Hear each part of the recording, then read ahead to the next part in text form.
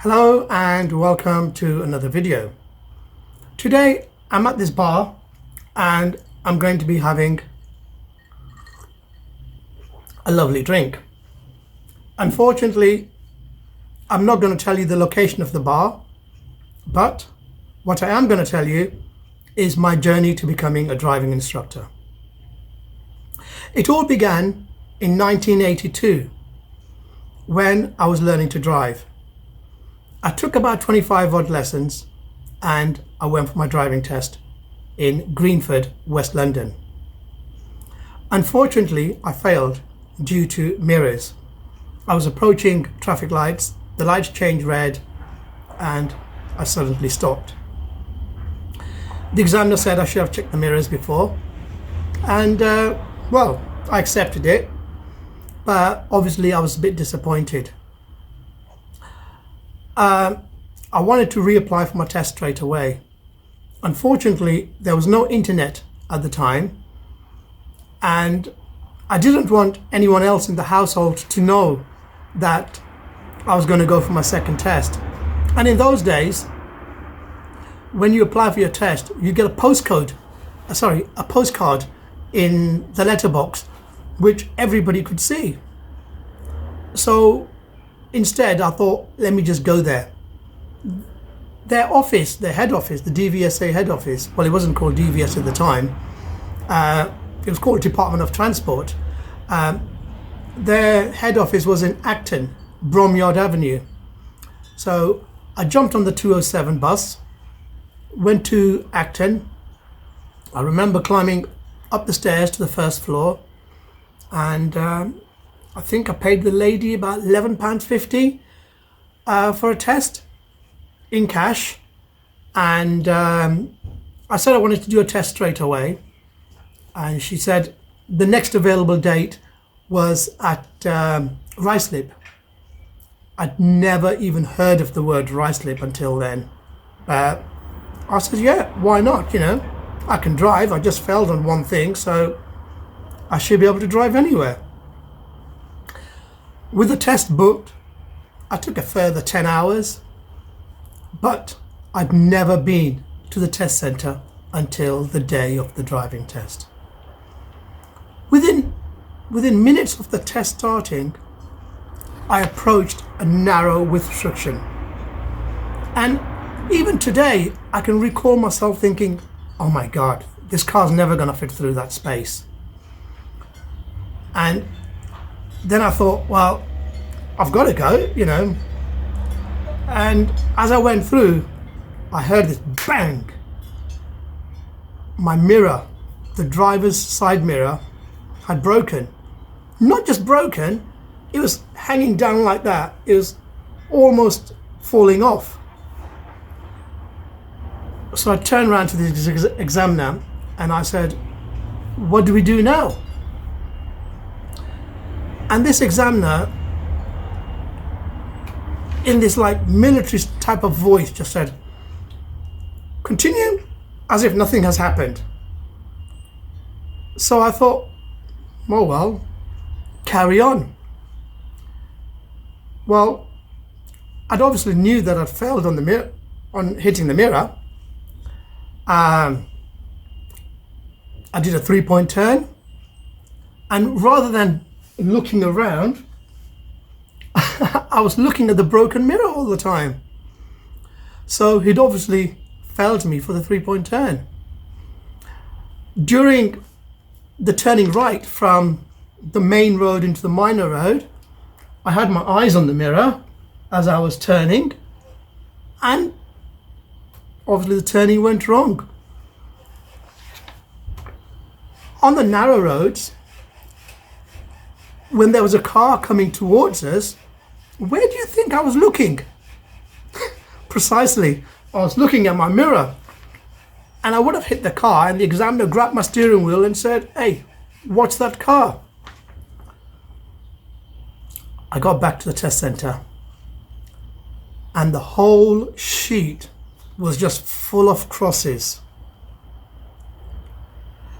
it basically broke my confidence, and I ended up taking a further 35 lessons before going for my test again. So this is like 70 hours now in 1982 when the test was easy. I took it at Hayes, Nestles Avenue, next to the coffee factory. That's it. I took it next to the coffee factory, and I remember it was high up there and there was a ramp going down. Anyway, I passed my test at Hayes, and I thought, great. Got my license. I couldn't afford a car, and I didn't drive for about 6 months. The first time I drove, I was working actually. I was working in a restaurant, in a burger place, takeaway place in Southall called the Burger House. It was winter, snowing, and it was cold. So the boss, the owner, his name is Malik, Mr. Malik. He asked me, he says, "Oh, could I get him some Calagas just from down the road?" I thought, great, this is my chance to drive. And he gave me the keys. The car was in the back of the restaurant, facing inwards, like a little driveway, small parking space. One thing I could not do during my driving lessons, one thing I struggled to do in my driving test, was reverse around the corner.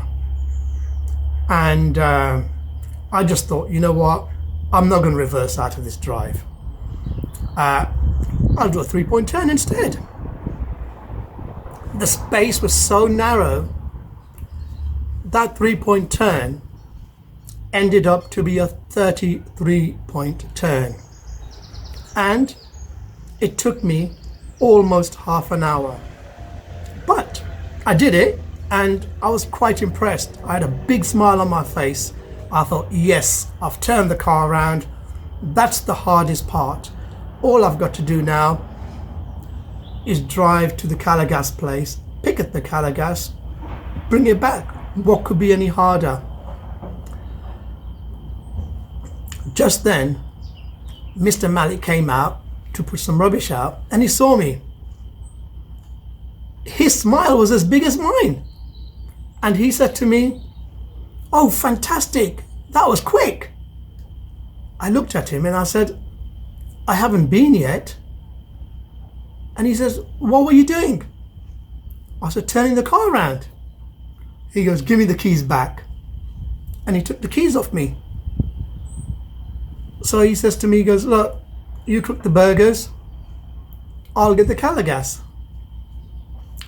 Well, that was the first and last time I drove until I bought my car, which was 2 years later. During that time, I was still working at the burger bar. It was quite a nice place, so I stayed there. And then,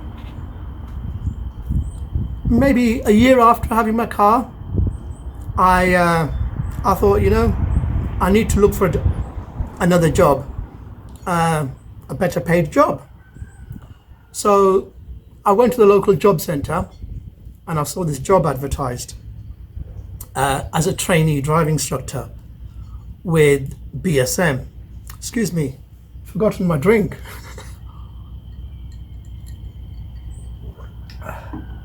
That's just lovely. You don't want to know what's in there, but it's lovely. Where was I? Yeah, BSM. I went for a job with BSM, and I was 20 years old at this time. I turned up and they said to me, "Yeah, look, this is the job, this is what you have to do, and we will train you, and you need to pay us," I think it was almost £2,000. At that time, well, even now it's a lot of money, but at that time, For a 20-year-old, it was massive. It was a massive amount. And I said to them, I said, there's no way I'm going to be able to pay you this money. And they said, look, sign this form and we'll deduct the money from your wages, like a loan. And what do you think I did? I signed on the dotted line. They trained me, I became a driving instructor, and I never looked back. However, let me tell you what happened during the training.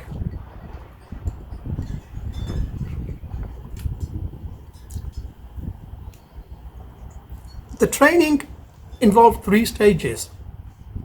There was a first stage, and that was the theory test. Now, when I did my L test, learner test, there was no theory. All we did was just read the highway code, and the examiner would just flick through 2 pictures, and that's it, you've got it. So I had to do this theory test. 1,000 questions, and 100 questions came up in the test. I studied for days and days, nights, weeks, almost months. I found it a real challenge. I didn't realize at the time, what I realize now is that I had dyslexia, and it was a real challenge. And even if I did know at the time that I had dyslexia, it was at that time, it was like a contagious disease. That's what people thought of it. So, you know, you just, even if you had it, you would just keep quiet and I suppose not tell anyone. But somehow, a miracle happened, and I passed the first stage. I thought, great. The next stage was the advanced driving test. I went for the test after taking numerous lessons, and there was this dustbin vehicle in front of me. I thought, you know what, play it safe, stay behind the vehicle, somebody might come as a moment overtaking. Well, as a result of it, I failed for hesitation. So I booked it again, and the second time I was lucky. I passed it. So I thought, great, you know, got my license. Then it's the third test. Once you have your license, your trainee license, you can basically start teaching a little bit, getting some practice, but you need to pass the third test to become fully qualified. In the third test, it's all changed now, but back then you had to teach the driving examiner. The examiner would sit in the driving seat and choose a subject of his or her choice, and you would have to teach them. So I remember I had this examiner in Isleworth. His name was Aberdale. Won't ever forget him. And he said to me, he says, I want you to teach me emerging from junctions, how to emerge from a minor junction to a major junction. Bear in mind, I'm 20 years old. So I sat down like this in the car, window open, and I says, you know, let's go.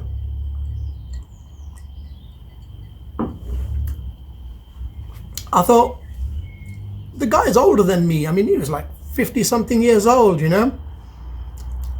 He's been driving all his life. I thought, what mistakes is he gonna make? And this guy was driving.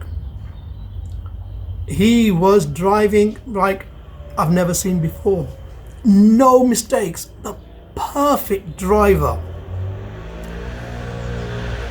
To be honest, he was driving better than I could ever drive. And then I just thought, you know, this is easy. The guy's making no mistakes. So I just started chatting to him. Oh, what do you do for a living, etc., etc. Just casual talk. We're talking along, and this examiner comes to this junction. I think St John's Road in Isleworth. There's a slight hill. I'm not 100% sure. And he's waiting. I'm just waiting. And then just starts whistling. Road's clear, and I'm just thinking, you know, why is he not going? And then I saw a car coming. As the car gets closer, he suddenly pulls out in front of his car. Now, I didn't go for the brakes. I didn't even grab the steering wheel. Instead, I grabbed my heart.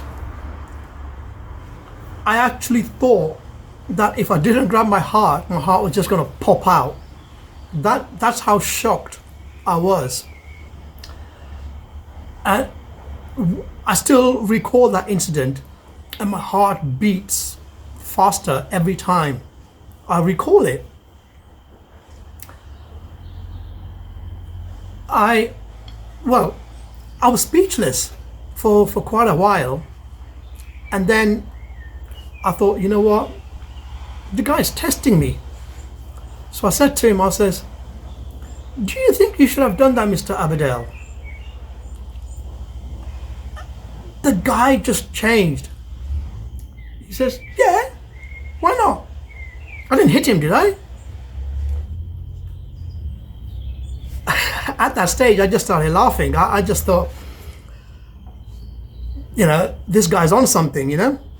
And that was it. I just could not control myself. I just burst out laughing, you know? I just said, you know, you're crackers. Anyway, we arrived back at the test center, and he said to me, look, unfortunately, you failed. And to be honest, I was shocked, because I thought I did quite well, apart from that one incident. And I said to him, I says, well, I thought I did quite well, apart from that one incident. And he says, that one incident could have killed you. He said, if that was a learner driver and they just pulled out, you need to take control of the situation. You can't burst out laughing. I just accepted what he said. Booked my test again, and on the second test, I had the same person again, Mr. Aberdale. And guess what subject he asked me to cover? He asked me to cover emerging adjunctions again. Then I thought, this guy's being cheeky here. He's really testing me, and he wants to see if I learned something from the first time. So I thought, you know what? Right from the start, I'm going to be strict with this guy. I'm going to tell him who's the boss. So he come to a junction. I think it's one of the first junctions, and he's pulling to merge out, looking both right and left. And he said to me, shall I go now? I said, you can't go now, there's a car coming. A few seconds later, he says, how about now? So I said to him, I said, listen, you do not pull out until it is 100% safe. Do you understand? You only pull out when there is nothing coming at all. And he said, yes, I understand. So I thought, yes, you know, the guy's not going to pull out now. I'm in control here. and the road seemed clear. There was someone coming, a big vehicle, but it was so far away you could take a train out. And I said to him, I says, why are you not going? And the guy just folded his arms and he said, you did say 100% clear, did you not? So I can see a vehicle coming in the distance. Oh well. I failed again, didn't I? For using the word 100%. Or shall I say words?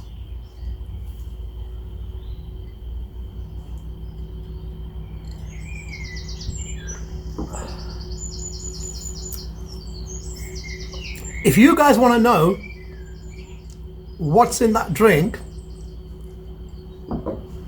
comment in the text below and I might tell you. Anyway, third test. Same examiner, Mr. Aberdell. Same subject. And I thought, I just don't know what to do now. I was getting a bit concerned, to be honest. So I just thought, try your best anyway, just see what happens. Third test. Same subject. Same examiner, Mr. Aberdell. I was getting a bit concerned at this time, but I just thought, so what? Let's just go and do your best. One particular junction came up that we had an incident at. Again, the test was in Isleworth. The examiner came to a junction and I'd asked him to turn right. He checked mirrors, centre mirror, right mirror, signalled right, positioned as much right as he could but not over the line. Everything was perfect. Stopped the junction, handbrake on, making the necessary observations. Just as he was about to pull out, I saw a car coming around the corner. And for some reason, I don't know how or why I reacted so fast, but even before the examiner could move, even move a few centimeters, just as he took the handbrake down, he was just about to go, I slammed on the brakes. This examiner was so shocked. He looked at me like this and he froze for about 2 or 3 seconds. And then he saw the car go past and he froze again. And then he said, "Why'd you do that for?" I said, "The car's coming." And he goes, "I saw it. I wasn't going to hit it." So I said to him, I said, "Look, let's not talk now. Let's drive on and then we'll stop somewhere conveniently safe and we'll have a chat." So, continued on and we stopped on the left safely. I said to him, I said, "Look," I said, "if you felt so bad about me braking, well, I'm sorry. However," I said, "whether I was right to brake or whether I was wrong, I don't know. But my first and most important concern is public safety and your safety. I saw a car coming and I felt you were going to move." And he said, "Yeah, but I wasn't going to move. I says, well, that's beside the point. The point is I felt that you were going to move and I could not afford to take a chance. So therefore, I had to brake.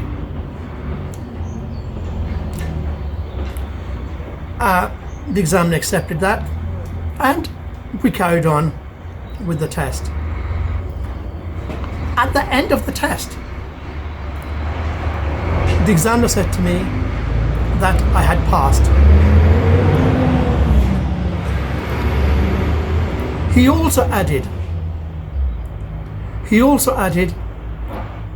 that the mistake that the examiner made as he was trying to move off was a genuine mistake, that he didn't make that on purpose. He actually said to me that he did not see the car coming, and if I hadn't braked, we would have been involved in a serious accident. which is one of the reasons why he had to pass me. Well, the other reason was that by the third time I was a good instructor. Well, what can I say? That's my journey to becoming a driving instructor. I hope that you enjoyed this video. If you have, please give us a thumbs up.